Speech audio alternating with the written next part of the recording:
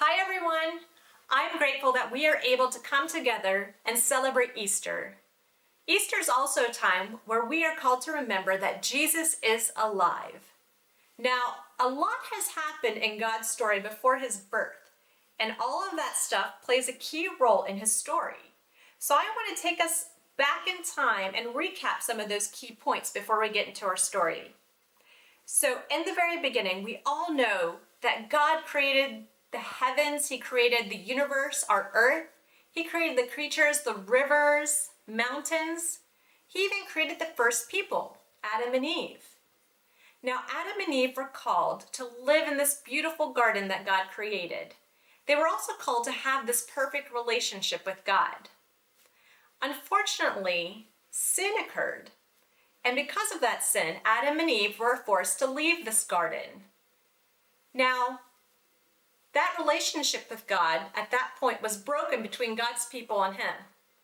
But what God did promise is that he was going to send a Redeemer, and that Redeemer is Jesus. Now, during this time of brokenness, God's people were in this influx, which I like to call the sin cycle.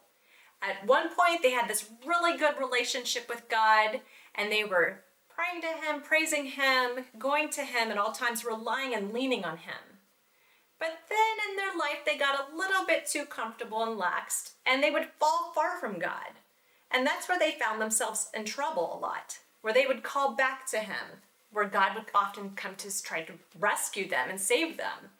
And this cycle that I call the sin cycle, it kept going. It was high and low, like a roller coaster ride.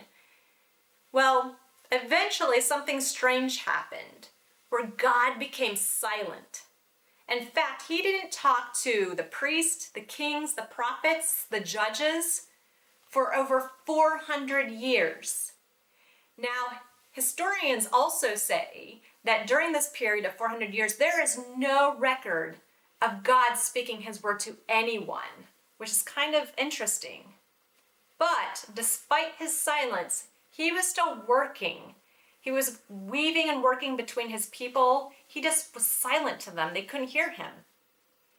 Now, this brings us back. We're going to fast forward to our story today, and also with Jesus' ministry.